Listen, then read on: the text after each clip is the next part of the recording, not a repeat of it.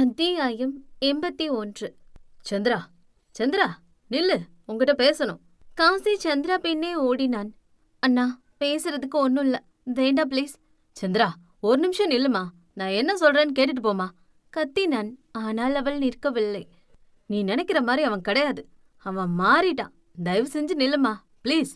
என்ன சொல்லணும் சொல்லுங்க, மொத்தமா கேட்டுட்டு போறேன். நீ நினைக்கிற மாதிரி இப்ப குரு இல்ல, அவன் மாறி போயிட்டான். வேற என்ன சொல்லணும்? மாறிட்டான்னா என்ன அர்த்தம்? எல்லாரும் கடைசி வரை அப்படியே இருக்கணும்னு அவசியம் இல்ல. அவன் ஒரு முறை அவளால கஷ்டம், போதும் ப்ளீஸ். நீயாவது அவனை விட்டு போயிடாத, அவனை காலம் முழுக்க அழுக வச்சிடாத ப்ளீஸ். கெஞ்சினான் காசி. சந்திரா காசியை புரியாமல் பார்த்தாள். யாரு யாரு சொல்றீங்க? சிரித்து கொண்டான் காசி. அவன் உன்னை குருவி குருவின்னு சொல்றானே, அவன் ஏன் அப்படி சொல்றான்னு உனக்கு தெரிஞ்சுக்க விருப்பம் இல்லையா? அங்கே ஒரு சமாதி இருந்துச்சே, அது ஏன்னு உனக்குள்ள கேள்வி வரலையா? சந்திரா யோசித்தாள். எத்தனையோ முறை அந்த சமாதி பார்த்த போதும் ஏன் அதை கேட்கவில்லை என்று. யார் சமாதி அது? குருவி. அப்படின்னா? எல்லாருக்கும் தேவகி, ஆனா அவனுக்கு மட்டும் குருவி. தேவகியா? ஆமா, எங்க எல்லாருக்கும் சோறு போட்ட சாமி, எங்களுக்கு நல்ல சாப்பாடு போட்ட அன்னபூர்ணி. எங்களை விட சின்ன பொண்ணு, ஆனா குணத்துல அது சாமி. நாங்க எல்லாரும் கேட்க நாதி இல்லாத அனாதை. அவங்க அப்பா குடோன்ல தான் வேலை பார்த்தோம். குப்பை பொறுக்கி கொண்டு போய் கொட்டுவோம். 5 ரூபா தருவாரு. அது எங்க ஒரு நேரத்து சாப்பாட்டு கூட பத்தாது. அப்புறம் வேற என்ன பண்றது? பட்னி தான். ஆனா அவங்க வீட்டுல இருக்கவங்களுக்கு தெரியாம கொண்டு வந்து சாப்பாடு போடும். அதுவும் அது பிறந்த நாள் வந்தா எங்களுக்கு கறி சோறு தான். எங்களை மனுஷனா மதிச்சு யாரும் பேச மாட்டாங்க, அந்த பொண்ணை தவிர. அந்த பிள்ளைக்கு குருனா உசுறு. சின்ன வயசுல இருந்தே லவ் பண்ணுச்சு. அவரு? அவன் இடத்துல யார் இருந்தாலும் எப்போவோ அந்த பொண்ணை உசார் பண்ணி ஓனர் ஆயிருப்பாங்க. இல்லை சான்ஸ் கிடைச்சதுன்னு சொல்லி அந்த பிள்ளை மேட்டரை முடிச்சு கழட்டி விட்டுருப்பாங்க. ஆனால் அவன் நம்ம நினைக்கிற மாதிரி இல்லைம்மா, ரொம்ப நல்லவன். நான் கூட கேட்பேன், ஏன்டா அந்த பிள்ளை உன் பின்னாடி துரத்தி துரத்தி லவ் பண்ணுதே, ஓகே சொல்லி லவ் பண்ண வேண்டியதானே, ஏன் உனக்கு அந்த பிள்ளைய பிடிக்கலையான்னு. அதுக்கு என்ன சொல்வான் தெரியுமா? இல்லை மாம, அது பெரிய இடத்து பிள்ளை, ஏதோ வயசு கோளாறு அப்படி பண்ணுது. அவன் அப்பங்கிட்ட கைக்கூலி பார்க்குறவன் நம்ம எங்க, அந்த பிள்ளை எங்க? அது நம்ம கூட வந்தா அதுக்கு ஒரு நாள் கூட நல்ல சோறு நம்மளால போட முடியாது. அதெல்லாம் சரியா வராது. அது மட்டும் இல்லை, எனக்கும் அந்த பொண்ணை பிடிக்கும். ஆனால் அதை சொல்லி அந்த பிள்ளை மனசை கெடுக்க மாட்டேன்னு சொல்லுவான். அந்த இடத்துல நான் இருந்தா கூட அந்த பிள்ளை இருக்க அழகுக்கு லவ் பண்ணியிருப்பேன். அம்புட்டு சுத்துச்சு அந்த பிள்ளை அவன் பின்னாடி. ஆனால் அப்போ தேவகி மேலே பல பேருக்கு கண்ணு. அவ குரு பின்னாடி சுத்துறதை பார்த்து பல பேருக்கு குரு மேலே பொறாம. அன்னைக்கு ஒரு நாள் அவ வாழ்க்கையில வராம இருந்திருக்கலாம். அன்னைக்கு அவ பிறந்த நாள். எப்படியாவது குரு கிட்ட அவ காதலை சொல்லி அவனுக்கு என் காதலை புரிய வைப்பேன். அவன் மட்டும் என் காதலை ஏத்துக்கலைன்னா அவன் என் பொணத்தை தான் பாப்பான்னு சொல்லிட்டு போச்சு. சொன்ன மாதிரியே அவன்கிட்ட காதலையும் சொல்லுச்சு. ஆனா குரு இல்ல, எனக்கு உன் மேல அந்த மாதிரி எந்த எண்ணமும் இல்லைன்னு சொல்லிட்டான். அவன் மனசுல அந்த பிள்ளை இருந்துச்சு. ஆனாலும் அந்த பிள்ளைக்கு நல்ல வாழ்க்கை அமையட்டும், அது நம்மக்கிட்ட வந்து கஷ்டப்படக்கூடாதுன்னு நினைச்சான். ஆனா தேவகி விடல. நான் உங்களை தான் லவ் பண்றேன், இப்போ இல்லை எப்போவுமே என் மனசுல நீங்க தான் இருப்பீங்க, நான் உங்களை மறக்க மாட்டேன், நீங்க என் லவ்வை ஏத்துக்கிற வரைக்கும் நான் இங்கே தான் இருப்பேன்னு அந்த பாலத்துக்கு கீழே வெயிட் பண்ணுச்சு. ஆனா குரு அங்கேருந்து வந்துட்டான். நான் கூட கேட்டேன், ஏன்டா அந்த பிள்ளைய தனியா விட்டுட்டு வந்துட்ட, அந்த பொண்ணு உன் மேல உயிரே வச்சிருக்கான்னு. இல்லை மாம, அந்த பிள்ளை வசதியான வீட்டு பிள்ளை. நான் ஓகே சொன்னா அடுத்த நிமிஷம் எல்லாத்தையும் உதறி தள்ளிட்டு இங்கே வந்துடும். அதுக்கே மேலே அம்புட்டு உசுறு. நம்ம ஒருவேளை சோத்துக்கே கஷ்டப்படுறோம். இன்னும் கொஞ்சம் வருஷம் போனா நல்லா பணம் சம்பாரிச்சு நல்ல வீடு வாங்கி அதுக்கப்புறம் அந்த பிள்ளைகிட்ட என் காதலை சொல்லலான்னு இருக்கேன். அந்த பிள்ளைக்கு சர்ப்ரைஸ் கொடுக்கலாமாமே. அட கல்லா, மனசுக்குள்ள இம்புட்டு லவ் வச்சிருக்க. அப்போ அந்த பிள்ளைகிட்ட கொஞ்சம் சிரிச்சு பேசினா என்னடா? சிரிச்சு பேசினா இப்போவே வந்துடுவா. அவள் கஷ்டப்பட்டா என்னால் தாங்கிக்க முடியாது. இன்னும் கொஞ்ச நாள் போகட்டும், ஒரு 6 மாசம்தான். அப்புறம் அவளுக்கு சர்ப்ரைஸ் கொடுத்து கூட்டிட்டு வரேன். இருந்தாலும் அந்த பிள்ளைய வீட்டுக்கு போக சொல்லியிருக்கலாம். நான் சொன்னா கேட்க மாட்டேன் மாம, அவளே இன்னும் கொஞ்ச நேரத்தில் வீட்டுக்கு போயிடுவா அப்படின்னு சொன்னான். சரியா ஒரு 6 மணி இருக்கும், எனக்கு ஃபோன் வந்துச்சு. அதை கேட்டது என் மனசே வெடிச்சு போயிடுச்சு. அதை எப்படி அவன் தாங்கிக்க போறான்னு என்னால் நினச்சி கூட பார்க்க முடியல. என்ன பண்ணுறதுன்னு தெரியாமல் என் ஃப்ரெண்டு ஒருத்தனுக்கு ஆக்சிடென்ட் ஆயிடுச்சு, பிளட்டு கொடுக்கணும்னு சொல்லி அவனை ஹாஸ்பிட்டல் கூட்டிகிட்டு போனேன். அங்கே போனதும் ஒரு ரூம்குள்ளே அவனை கூட்டிகிட்டு போனேன். அங்கே கருகி போய் உயிருக்கு போராடிட்டு இருந்தா தேவகி. இதை கேட்டு சந்திரா அதிர்ச்சி ஆனாள். தேவகி மேலே கண்ணா இருந்த சில பொறுக்கி நாய்ங்க அன்னைக்கு தேவகி தனியாக நின்றுட்டு இருந்ததை பார்த்ததும் அந்த அந்த எச்ச பொறுக்கி நாய்ங்க 4 பேர் சேர்ந்து அவளை அணு அணுவா துடிக்க துடிக்க அதை சொல்லக்கூட முடியவில்லை அவனால். அவளை ரேப் பண்ணி யாரும் கண்டுபிடிக்க கூடாதுன்னு உசுரோட அந்த அப்பாவி பொண்ணை பெட்ரோல் ஊத்தி கொளுத்திட்டாங்க. அந்த புள்ள அம்புட்டு நேரம் துடிச்சிருக்கு. அப்பதான் அந்த பக்கமா போன யாரோ ஒருத்தர் பார்த்து ஹாஸ்பிட்டல்ல சேர்த்திருக்காங்க. அப்போ கூட அவ குருவை தான் பார்க்கணும்னு சொல்லிவிட்டா. அந்த உசுரு அவனை பார்க்க தான் காத்துட்டு இருந்துச்சு. அங்க போய் அவளை பார்த்து அவன் துடிச்சத இப்போ கூட என்னால நினைச்சு பார்க்க முடியல. டேய், இங்க ஏன்டா கூட்டிட்டு வந்த என்று உள்ளே சென்ற குரு அங்கு கருகி போய் கிடந்த தேவகியை பார்த்து ஒரு நொடி அவன் இதயம் நின்று போனது. மச்சான், கடைசியா ஒரு தடவை அவ மூஞ்சிய பாருடா. அவ உன்கிட்ட பேசணுமா? எப்பயாவது அவகிட்ட பேசுடா. அவ அவ இது அவல்ல, இல்ல, அவ என் குருவி. அவ பொய். அவனுக்கு வார்த்தை தந்தி எடுத்தது. குரு. கருகி போன இதழ்கள் அப்பொழுது கூட அவனை பார்த்து மெல்ல சிரித்தபடி வாவென்று அழைத்தது. செத்தே விட்டான் அவன் உயிரை அப்படி பார்த்ததும். ஐயோ ஐயோ என்று கதறிக்கொண்டவன் அவள் அருகே விழுந்து எழுந்து ஓடியவன் கருகி போயிருந்த அவள் கைகளை மெல்ல தொட்டான். அதில் அவள் தோள் அவன் கையோடு வந்தது. ஐயோ, நான் என்ன பண்ணுவேன் என்று அவன் கைகள் நடுங்க துவங்கிவிட்டது. மூச்சு விடவும் முடியவில்லை. தன் உயிருக்கு உயிரானவளை அந்த நிலையில் பார்த்து குருவி என்றான் முதல் முறை இதழ்கள் துடிக்க. அத்தியாயம் 82. தன் முன்னே இப்படி கருகி போயிருந்த குருவியை பார்த்தவன் உலகம் ஒரு நொடி நின்று போனது போல இருந்தது. என்ன செய்வதென்று தெரியாமல் தட்டு தடுமாறி அவள் அருகே சென்றவனுக்கு கண்கள் கலங்கி போனது.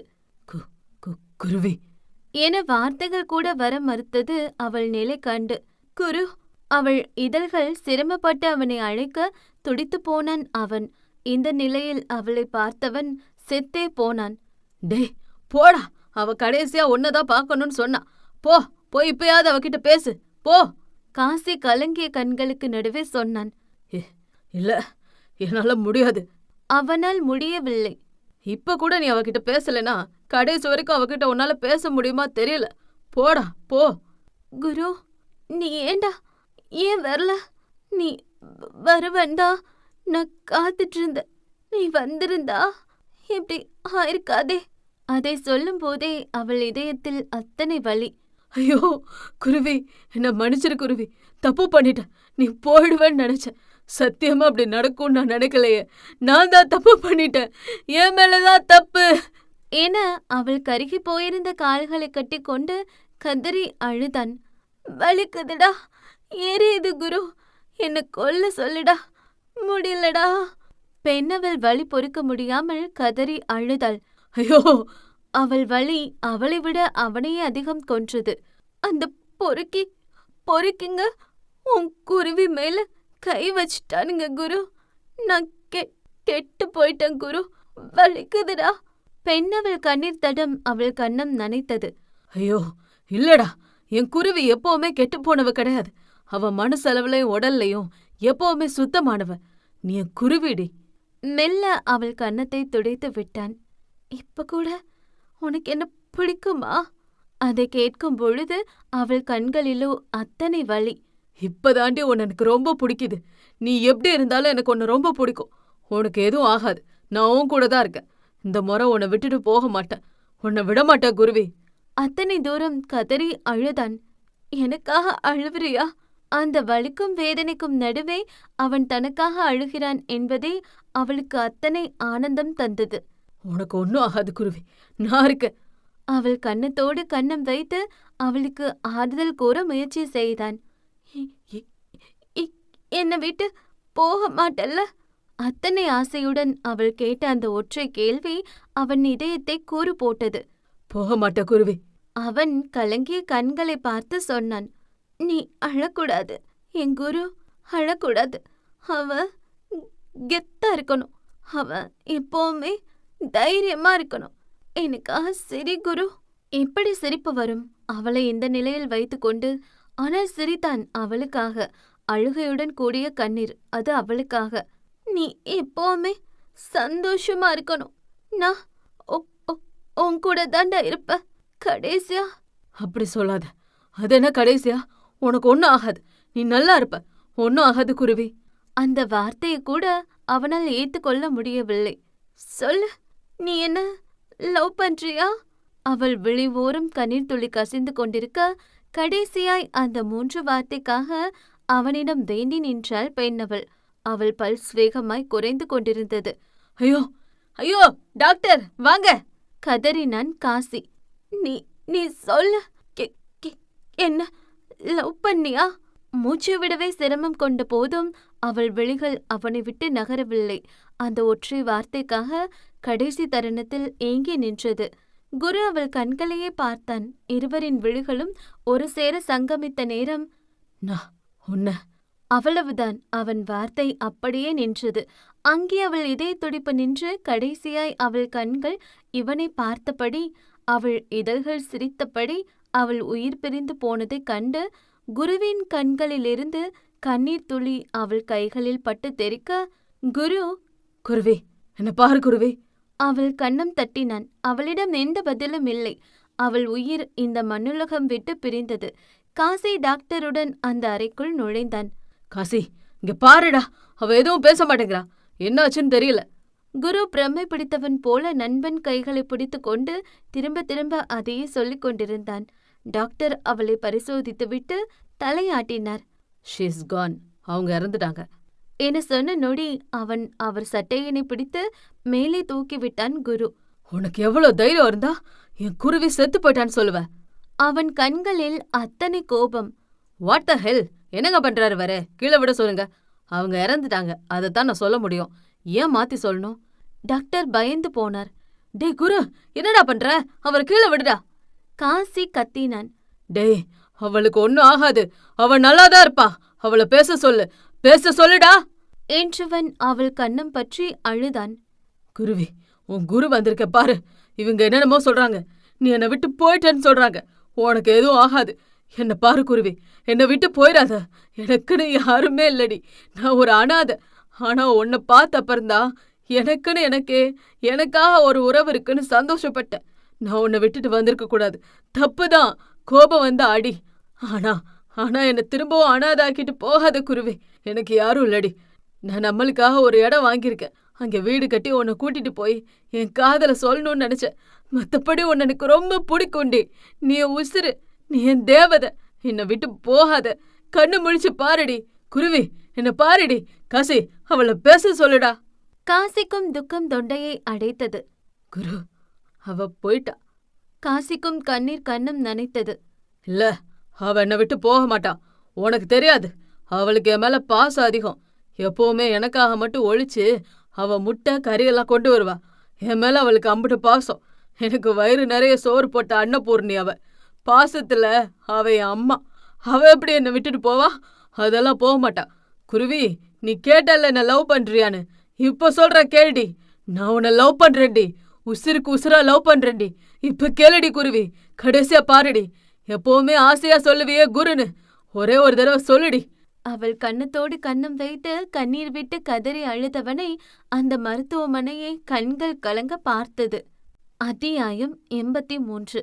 தேவகி மரணம் அவனை ரொம்ப மாத்திருச்சு. இதுல கொடுமை என்னன்னா, அவளை இப்படி கொடுமையா கொன்னவனுங்க நன்னடத்தை சொல்லி 3 மாசத்துல வெளிவந்துட்டாங்க. ஆனா பாவம், அந்த பொண்ணு அநியாயமா செத்து போச்சு. அதவனால தாங்கிக்கவே முடியல. என்ன பண்றதுன்னு தெரியாம அவன் நினப்புல பைத்தியம் பிடிச்ச மாதிரி சுத்தனான். அவனால முடியல. அவ சாவுக்கு காரணமானவங்க அவன் கண்ணு முன்னாடி சுத்தும் போது வெறி பிடிச்ச மாதிரி மாறி போனான். அப்ப கையில கத்தி எடுத்தான். அவனுங்களை கண்டந்துண்டமா வெட்டி போட்டான்.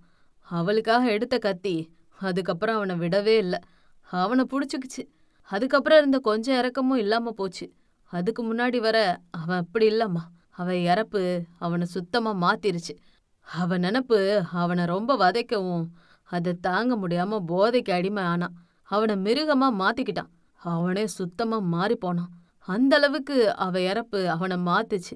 ஒவ்வொரு நாள் ராத்திரியும் பைத்தியம் பிடிச்சவன் மாதிரி அந்த மொட்டை மாடியில நின்று அழுவான், கத்துவான், கதறுவான். அதை பார்க்கும்போது அத்தனை வேதனையா இருக்கும். இது யாருக்கும் தெரியக்கூடாதுன்னு தான் நைட்டு யாரும் அங்கே இருக்க மாட்டோம். ஆனா எப்ப நீ அவன் வாழ்க்கைக்குள்ள வந்தியோ அப்ப அவன் வாழ்க்கை கொஞ்சம் கொஞ்சமா மாறுச்சு. அவன் உனக்குள்ள அவன் குருவிய பார்த்தான். என்ன ஆன போதும் ஒரு அம்மா மாதிரி அவனுக்கு மட்டும் இல்ல, அங்கிருந்து எல்லாருக்கும் சமைச்சு போட்ட பாத்தியா? தேவகி கூட அப்படித்தான். எல்லாருக்கும் அவ கையால சமைச்சு போடுவா. அதனாலே அவனுக்கு உன்னை பிடிக்க ஆரம்பிச்சது. அவன் குருவி தனக்கு கிடைச்சிட்டதா நினைச்சான். வழக்கம் போல அன்னைக்கு அவன் மாடியில கதறும்போது நீ அவனுக்கு ஆறுதலா தட்டி கொடுத்த போது நீ அவனோட குருவியாதான் அவனுக்கு தெரிஞ்ச. அவன் உன்னை அவனோட குருவியா நினைச்சுதான் கொஞ்சம் கொஞ்சமா மாற ஆரம்பிச்சான். ஆனா காலம் போக போக அவன் குருவிய மறந்து உன்னை நேசிக்க ஆரம்பிச்சான். அவன் குருவிக்காக எடுத்த கத்திய உனக்காகதாம்மா விட்டான். அது மட்டும் இல்ல, அவன் நல்லவனா இருந்ததுனாலதான் அவளை இழந்தான். அதனாலே அவன் மோசமானவனா மாறினான். யாரும் தன்னை நல்லவன்னு சொல்லக்கூடாதுன்னு நினைப்பான். மத்தவங்க தன்னை மோசமானவன் சொல்லும்போது அவன் அவனையே வதச்சுக்குவான். அவனாலதான் அவன் இறந்து போயிட்டதா அவன் நினைக்கிறான். அதுக்காக தான் அவன் அப்படி நடந்துக்கிறான். அது மட்டும் இல்ல, அவன் மத்த பொண்ணுங்களை வீட்டுக்கு கூட்டிட்டு வரும்போதும் அது இன்னும் அவனை மனசெலவுல காயப்படுத்தும். உன்னை பார்த்ததுக்கு அப்புறம் அவன் எல்லாத்தையும் மறந்தான். கொஞ்சம் கொஞ்சமா மனுஷனா மாற ஆரம்பிச்சான். அவனுக்கு உன்னை பிடிக்கும், ஆனா அதை வெளியில சொல்ல மாட்டான். அவனை புரிஞ்சுக்கிட்ட பொண்ணு நீதாம்மா. அவன் உன்னை நேசிச்சாமா. அவன் உனக்காக கொஞ்சம் கொஞ்சமா மாறினான். அவன்கிட்ட இருக்க மாற்றம் உனக்காகத்தான். மத்தவங்க மாதிரி ஒரு சின்ன விஷயம் பண்ணிட்டு அதை வெளியே சொல்ற ஆள் அவன் கிடையாது. அவன் எவ்வளவோ பண்றான், ஆனா அது வெளியே தெரியாது. மத்தவங்க அவனை புகழ்ந்து பேசினா அது அவனுக்கு பிடிக்காது. எத்தனையோ ஆசிரமம் தேவகி பேர்ல இருக்கு. அதை அவன்தான் பண்றான்னு யாருக்கும் தெரியாது, சொல்லவும் மாட்டான். அவனுக்கு நீ கிடைச்சதும் வாழ்க்கை புதுசா மாறுச்சுன்னு நம்பினான். அதுவும் ஓ வயித்துல குழந்தை வந்ததும் தான் குருவி திரும்பி பிறக்க போறதா நம்பினான். அப்படிப்பட்ட குழந்தைய அவனே கொல்லுவான்னு நினைக்கிறியா? எப்படி அவன் கொல்லுவான் சொல்லுமா? எப்படி கொல்லுவான்? அந்த குழந்தை மேல உசிரே வச்சிருந்தான். அந்த குழந்தை தான் அவன் வாழ்க்கைய மாத்த வந்த தேவதான் நினைச்சான். அவன் இதை பண்ணிருப்பான்னு நினைக்கிறியா? போன தடவை குருவியை இழந்துட்டான். ஆனா இந்த தடவை உன்னை என்ன ஆனாலும் விடக்கூடாதுன்னு நினைக்கிறான். அதனாலதான் எல்லாத்தையும் விட்டுட்டு வந்துட்டான். அதுவும் உனக்காக, உனக்காக தான். அவன் நீ நினைக்கிற அளவுக்கு கெட்டவன் இல்லம்மா. அவனை விட்டுறாத என்றான் கைகள் கூப்பி. அவன் சென்று விட்டான். ஆனால் அவளால் செல்ல முடியவில்லை.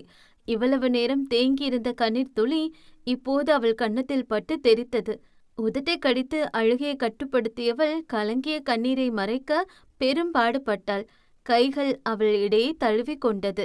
சித்து, எப்ப பாப்பா வரும்? மினிக்குட்டி வது வயிற்றில் கை வைத்தபடி கேட்டாள். சீக்கிரமே பாப்பா வெளியே வர போறாங்க, உன் கூட விளையாட போறாங்க. ஐ ஜாலி. ஆனா சித்து, எனக்கு தம்பி பாப்பா தான் வேணும். அப்படியா? ஏன் அப்படி? எனக்கு தம்பி பாப்பா தான் பிடிக்கும். குழந்தை அழகாய் சிரித்தது. ஆஹா, அப்படியே ஆகட்டும், உங்கள் உத்தரவு. ஏன் சிரமப்படுற? நீ இப்படி வா, நான் சமைக்கிறேன். வைதேகி எவ்வளவு கூறிய போதும் வது மறுத்து விட்டாள். இல்லக்கா, இன்னைக்கு என் லிங்கத்துக்கு நான் தான் சமைப்பேன். வெஜ் பிரியாணி அவருக்கு ரொம்ப பிடிக்கும். இன்னைக்கு நான் சமைச்சு அசத்த போறேன் என்று வது ஆசை ஆசையாக சமைத்து கொண்டிருந்தாள். நாம சொன்னா அவ கேட்க மாட்டா. என்னமோ பண்ணிட்டு போட்டு விடுங்க, அவ ஆசை செய்யட்டும் என்று ஆனந்தி மற்றும் வைதேகி இருவரும் விலகி நின்று கொண்டார்கள். மணக்க மணக்க பிரியாணி தயாரானது. பா, என்னைக்கும் இல்லாம இன்னைக்கு சமையல் மணக்குது, சூப்பர் என்று சுமதியும் வடிவும் மோப்பம் பிடித்து காத்திருந்தார்கள் உணவு நேரத்திற்கு. வழக்கம் போல் அனைவரும் இரவு உணவுக்காக வந்து அமர்ந்தார்கள். இப்படி கஷ்டப்பட்டு நீதான் சாப்பாடு செஞ்ச, அப்புறம் ஏன் ஒதுங்கி நிக்கிறவது? வைதேகி புரியாமல் கேட்டாள். இல்லக்கா, நான் சமைச்சேன்னு சொன்னா யாரும் சாப்பிட மாட்டாங்க. நீங்களே சாப்பாடு செஞ்சீங்கன்னு சொல்லுங்கக்கா, அப்பதான் எல்லாரும் சாப்பிடுவாங்க என்று வது தள்ளி நின்று கொண்டாள். அனைவரும் சாப்பிட அமர்ந்தார்கள். வழக்கம் போல ஆனந்தி மற்றும் வைதேகி இருவரும் உணவை பரிமாறினார்கள். என்ன, என்னைக்கும் இல்லாம இன்னைக்கு சாப்பாடு நல்லா இருக்கு, என்ன விஷயம்? வைதேகி புருஷன் ருசித்து தின்றபடி கேட்டான். ஆ என்று வதுவை பார்த்தாள் வைதேகி. சொல்லாதீங்க என்று வது ஜாடை காட்டினாள். ஆமா, என்னடி ஆனந்தி, சாப்பாடு நல்லா இருக்கு, என்ன விஷயம்? ஆனந்தி புருஷனும் அள்ளி கட்டினான். ஆ, என்னைக்கும் இல்லாம கொஞ்சம் சூடு சொரணை வரட்டும்னு சாப்பாட்டெல்லாம் பால்டாயில கலக்கிட்டோம். புருஷன் மீது கோபத்தில் இருந்தவள் முணுமுணுத்து கொண்டாள். அது யாருக்கு கேட்டதோ இல்லையோ, சுமதிக்கு கேட்டு விட்டது. அடி ஆத்தி, நம்ம மேல உள்ள கோபத்துல பண்ணாலும் பண்ணிருப்பாளுங்க. இருக்கட்டும், முதல்ல பெருசெல்லாம் திங்கட்டும், அப்புறம் நம்ம சாப்பிடுவோம் என்று உஷாராக அவள் சாப்பிடாமல் சாப்பாட்டை பிசைந்து கொண்டிருந்தாள். என்ன, சாப்பிடலையா? ஆத்தாக்காரி மகளை மேலும் கீழுமாக பார்த்தாள். ஆ, மரியாதை, எல்லாரும் சாப்பிட்டு பொழைச்சா அப்புறம் சாப்பிட்ற என்ன? அவர் புரியாமல் பார்த்தார். அது எல்லாரும் சாப்பிட்டு முடிச்சதும் நான் சாப்பிட்றேன். 1000 தான் இருந்தாலும் எல்லாரும் வயசுல பெரியவங்க, அவங்க சாப்பிட்டுட்டோம் முதல்ல. பல்லை காட்டினாள் சுமதி. பாருங்க, என் மருமகளா வரப்போறவளுக்கு எம்பிட்டு மரியாதை. பெரியவங்க சாப்பிடவும் சாப்பிடாம எழுந்துட்டா. இதுதான் சொல்லி வளர்க்கணும். பெரியவங்களுக்கு மரியாதை கொடுக்கணும்னு. ரங்கநாயகி வதுவை ஓரக்கண்ணால் பார்த்தபடி சொன்னார்.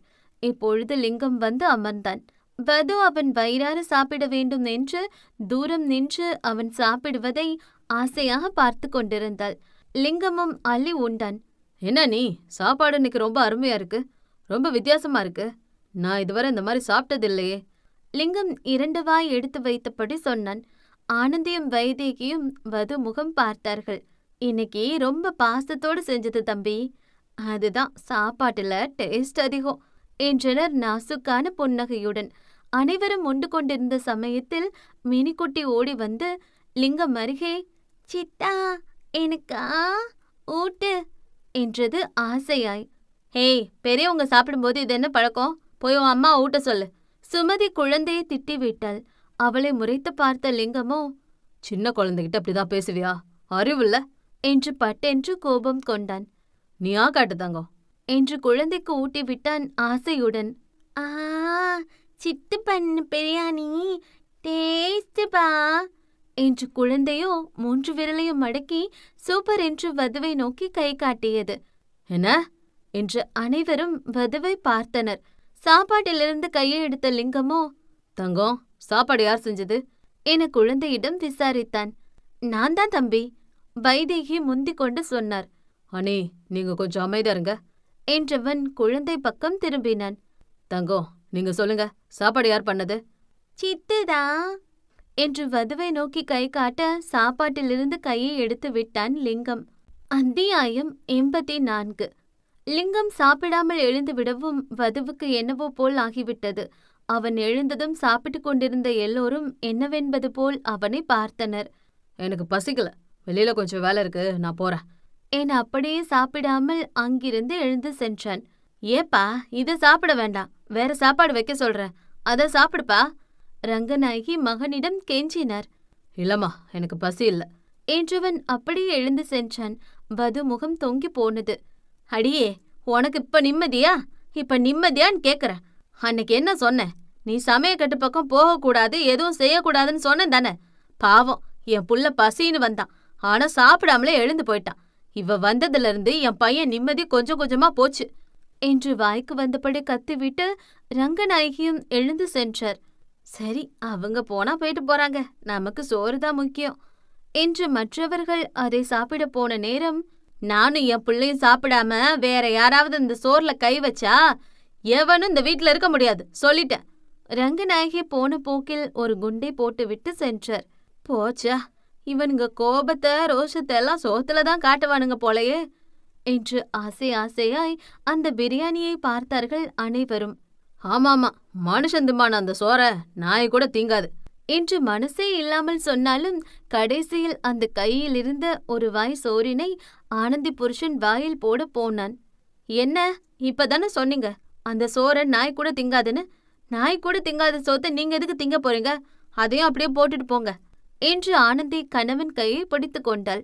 பாவம், அவனும் சாதம் டேஸ்டாக இருக்கவும் இன்று ஒரு கட்டு கட்டலாம் என்று ஆசையாய் இருந்தான். ஆனா நாசமா போறவனுங்க ரோசம் பாயாசம்னு பார்த்து சோத்துக்கே உழவச்சிட்டானுங்களே என்று அந்த உணவை பார்த்து எச்சில் விழுங்கி கொண்டவன் மனம் இல்லாமல் அந்த சோறையும் கீழே போட்டுவிட்டு போகும்போது அந்த விரலை நக்கிக் கொண்டே சென்றான். இதில் வடிவும் சுமதியும் அந்த பிரியாணியை ஏக்கமாக பார்த்து கொண்டிருந்தார்கள். என்ன சித்தி, நீங்களாவது சாப்பிட்றீங்களா? வைதேகி வடிவு முகம் பார்த்தாள். எங்களுக்கும் ரோசந்தான் முக்கியம், சாப்பாடா இது? எங்களுக்கு நல்ல சோறு கிடைக்கும், எங்களுக்கு எப்போ ரோசந்தான் முக்கியம் என்று அந்த உணவையை ஏக்கமாய் பார்த்துவிட்டு சென்றார்கள். வது முகம் மாடிவிட்டது. ஆசையாக அனைவரும் சாப்பிட வேண்டும் என்று பார்த்து பார்த்து செய்திருந்தாள். கடைசியாக பாட்டியும் தாத்தாவும் மட்டும்தான் அமர்ந்திருந்தார்கள். என்ன பாட்டி, உங்களுக்கும் ரோசந்தான் முக்கியமா? அதனால எந்திரிச்சு போக போறீங்களா? ஆனந்தி அவர்கள் முகம் பார்த்தாள். இல்லம்மா, எங்களுக்கு பசிக்குது, நாங்க சாப்பிடணும், நாங்க வயசானவங்க, நேரத்துக்கு சாப்பிட்டு மாத்திரை போடணும். அக்கா, அவங்களுக்கு இந்த சாப்பாடு வேண்டாம், வேறு சாப்பாடு எடுத்து வைங்க. பதி தள்ளி நின்று சத்தம் கொடுத்தாள். ஏன் எல்லாருக்கும் கொடுத்தீங்க, எங்களுக்கு இந்த சாப்பாடை தர மாட்டீங்களா? எங்களை தள்ளி வச்சிருவீங்களா? எங்களுக்கு பிரியாணியை வைங்க, நாங்க சாப்பிட்றோம் ஏன் அவர்கள் சொன்னதை கேட்ட பெண்கள் மூவரும் ஒருவர் முகத்தை ஒருவர் பார்த்து கொண்டார்கள். இப்ப நாங்க என்ன சொல்லிட்டோன்னு அப்படி பாக்குறீங்க? ஏன் எங்களுக்கு பிரியாணி தர மாட்டீங்களா? வதுவுக்கு சந்தோஷமா இருந்தது. ஆனா பாட்டி, அத்தை, அவள் இழுத்தாள். அவ கிடக்குறா. அவ உங்களுக்கு மாமியாருனா நான் அவளுக்கு மாமியார். அவ என்ன அடக்கி ஆண்டுருவாளா என்ன? நான் சொல்றேன், எனக்கு பிரியாணி தான் வேணும். எங்க 2 பேருக்கும் பிரியாணி வைங்க. யாரு என்ன சொல்றாங்கன்னு பாப்போம் என்று இருவரும் உறுதியாக சொன்னார்கள். வது அவர்கள் அருகே வந்து அவளை இருவருக்கும் பரிமாறினாள். ஆஹா, அடடட, அட்டகாசம், ரொம்ப அருமையா இருக்குல்ல. இம்பிட்டு அருமையா நாங்க இந்த பிரியாணிய சாப்பிட்டதே இல்ல. பாட்டியும் தாத்தாவும் புகழ்ந்து தள்ளிவிட்டார்கள். வதுவுக்கு அத்தனை சந்தோஷம். இதையெல்லாம் மாடியிலிருந்து பார்த்து கொண்டிருந்த நாயகிக்கு அத்தனை கோபம். பாத்தீங்களா நீ கொடுமைய? இம்புட்டு நாளும் நீங்க சொல்லி யாராவது உங்க சொல் மீறி நடந்திருப்பாங்களா? ஆனா இன்னைக்கு நீங்க சொல்லிட்டு வந்தும் கேட்காம அந்த பெருசு 2 என்ன வேலை பண்ணுதுங்க பாருங்க. பயம் விட்டு போச்சு. உங்க சொல்லு மீறி யாரும் நடக்க மாட்டாங்க. அப்படி இருக்கும்போது இவ வந்ததும் எல்லாமே மாறி போச்சு. உங்க மருமகளுக 2 பேரும் அவங்க பக்கம்தான். இப்ப இதோ பெருசும் அவ பக்கம் போயிட்டாங்க. அண்ணி, அவ அப்படியே கொஞ்சம் கொஞ்சமா எல்லாரையும் தான் பக்கம் இழுத்துருவா. அப்புறம் உங்களுக்கு இந்த வீட்டுல மரியாதை இல்லாம போகும். வடிவு உடனிருந்து அவரை ஏற்றி விட்டார். பார்த்துட்டு தான் இருக்க. இத்தனை வருஷத்துல என் சொல்லு மீறி யாரும் நடக்க மாட்டாங்க. ஆனா இப்ப எல்லாருக்கும் பயம் போயிடுச்சு. இதுக்கு ஒரு முடிவு கட்டுற என்று கோபமாக ரங்கநாயகி அங்கிருந்து சென்று விட்டார். ஏம்மா, இப்ப எதுக்குமா அத்தையை ஏத்தி விட்ட? சுமதி அன்னையை புரியாமல் பார்த்தாள். அடியே கூறு கெட்டவளே, என்னடி லூசுத்தனமா பேசிட்டு இருக்க? அங்க பாரு, வந்தது எப்படி பெருசுங்க 2 பேரையும் கைக்குள்ள போட்டு வச்சுக்கிட்டா. எப்படியாவது சிவாக்கு உன்னை கல்யாணம் பண்ணி கொடுக்க கை கூடி வந்த சமயத்துல கடங்காரி கடைசி நேரத்துல வந்து நின்னுட்டா. எல்லா விஷயத்துலயும் அண்ணி பேச்ச கேக்குறவன் இந்த விஷயத்துல அண்ணி பேச்ச கூட கேட்கல. அதுக்கு என்ன அர்த்தம்? அவ மனசுல இன்னும் அந்த சிரிக்குதான் இருக்கா. இவ விட்டுட்டு போன சமயத்துல கூட அவரு இவள மறக்கவே இல்ல. அப்பவே அப்படின்னா இப்ப மாசமா வேற இருக்கா. சொல்லவா வேணும்? உனக்கு உன் மாமன் கூட கல்யாணம் நடக்கணுமா இல்லையா? நடக்கணும், எனக்கு மாமா வேணும் என்று சுமதி வேகமாக தலையாட்டினாள். அப்படின்னா இந்த மாதிரி கொஞ்சம் சகுனி வேலை பார்க்கணும். அப்பதாண்டி நம்ம இங்க தங்க முடியும். ஏதாவது பண்ணி இவளை இங்கிருந்து அனுப்பி உனக்கு கல்யாணம் பண்ணி இந்த வீட்டு மருமகள் ஆக்கிக்க முடியும். நீயும் என்னே மாதிரி இருந்தாதான் பொழைக்க முடியும். மனசுல வச்சிக்க என்று பிள்ளைக்கு ரொம்ப நல்ல அருமையான அறிவுரை வழங்கினார். அம்மாடி, சாப்பாடு ரொம்ப அருமை என்று பாட்டியோ அவர் கழுத்தில் போட்டிருந்த தங்க செயினை கழட்டி வது கழுத்தில் போட்டார். அவர் கையில் போட்டிருந்த வளையல்களை கழட்டி ஆனந்தி மற்றும் வைதேகி கைகளில் கொடுத்தார். பாட்டி, எனக்கு வேணாம் பாட்டி. வது அதை வாங்க மறுத்தாள். எனக்கு அப்புறம் இந்த வீட்டுக்கு ஒரு சரியான மருமக நீதான். இந்த செயின் நம்ம பரம்பரை செயின். இதை என் மாமியார் எனக்கு கொடுத்தாங்க. இதை நான் உன் மாமியாருக்கு கொடுத்துருக்கணும். ஆனா உன் மாமியார் ஒரு நாளும் இந்த வீட்டுக்கு ஒரு நல்ல மருமகளா இருந்ததே இல்லை. இந்த வீட்டில் இருக்க எல்லாரும் அவ காலுக்கு கீழே இருக்கணும், அவளுக்கு அடிமையா இருக்கணும், அவ சொல்றதான் கேட்டு நடக்கணும்னு நினைச்சா. அவளை யாராவது அடக்குவாங்கன்னு நினைச்சேன். ஆனா 2 மருமகளும் அவளுக்கு அடிமையா இருக்கணும்னு ஏழை வீட்டு பொண்ணா எடுத்து அவ சொல்லுபடி ஆட்டி வச்சா.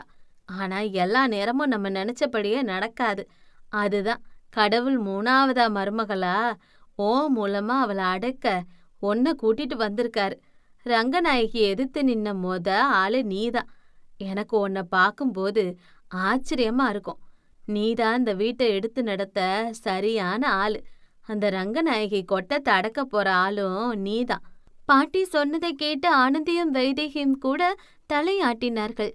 ஆமா வது, பாட்டி சொன்னது சரிதான். இந்த வீட்டுக்கும் அத்தை அடக்கவும் சரியான ஆளு நீதான். நீ உடஞ்சு போகக்கூடாது. ஆனா பாட்டி, அவரு...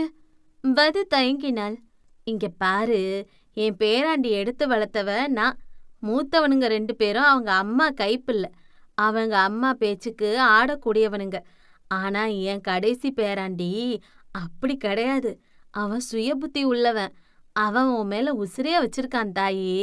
நீ அவனை விட்டுட்டு போன சமயத்துல எத்தனையோ முறை அவன் அம்மா அவன் மனச மாத்த முயற்சி செஞ்சா. எல்லா விஷயத்துலயும் அவன் அம்மாவை மதிக்கக்கூடியவன். இந்த விஷயத்துல மட்டும் அவ எம்புட்டு முயற்சி பண்ணியும் அவனை மாத்த முடியல. ஏன்னா அவன் மனசுல நீதான் கண்ணு இருக்க.